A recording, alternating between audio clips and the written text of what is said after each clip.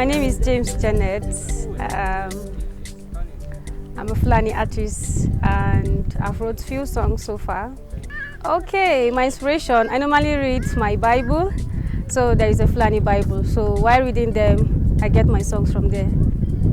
I believe this project will go a long way, and with the fact that it will reach so many Fulani people, both the ones in town and those out of town, those in bushes, yeah. So both the non-believers and all the Christians, Fulanis, we believe that this project is going to empower them, to help them to grow in faith.